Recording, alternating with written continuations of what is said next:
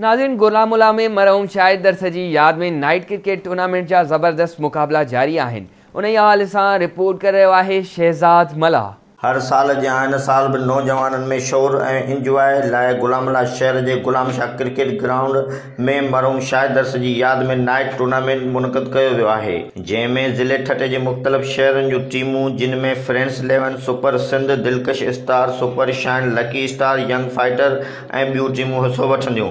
Match जो final 26 रोज़े ताईं जारी रहंदो, जंहिंमें विनर टीम लाइ ख़ासि इनाम पिणु रखिया विया आहिनि। नाइट क्रिकेट टूर्नामेंट गुलामुल्लाह में हर साल थींदो आहे। अहिड़ा इवेंट मुंहिंजे ख्याल में नौजवाननि जा रमज़ान खां अलावा बि थियणु घुरिजनि, जेको तक़रीबन असां हर साल हिते गुलामुल्लाह में खेॾंदा आहियूं नाइट टूर्नामेंट। हींअर असांजे प्यारे दोस्त शाहिद दर्स जे यादि में करायो वियो आहे ऐं गुज़िरियल सीज़न में बि हिते इन ई ग्राउंड ते थियो नाइट टूर्नामेंट।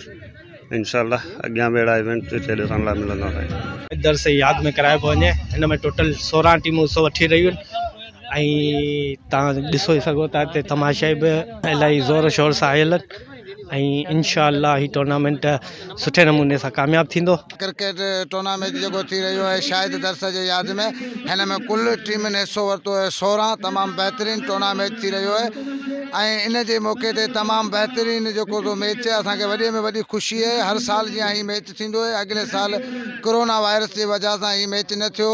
पाण हर साल हिते पंहिंजा गुलामुल्लाह जा छोकिरा हर साल नाइट टूर्नामेंट कंदा आहिनि। हिन साल बि उहो टूर्नामेंट जो आगाज़ थियो।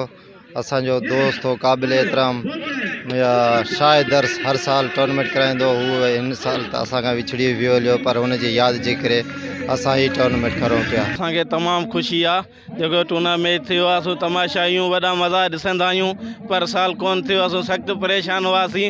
हिन साल असांखे ॾाढी ख़ुशी थी आहे। अॼु पहिरियों के ॾींहं खां टूर्नामेंट शुरू आहे। ख़ुदा करे अहिड़ियूं ख़ुशियूं डेली अचनि। असां तमामु ख़ुशि आहियूं। इहे डेली मलाखड़ा मेला ज़रूरी अचनि। मैच खेॾंदड़ रांदीगरनि खे ग्राउंड में वेठल तमाशाइनि ख़ूब दाद सां नवाजो। कैमरामैन टीम सां गॾु शहज़ाद मल्हा, आवाज़ न्यूज़ गुलामुल्लाह।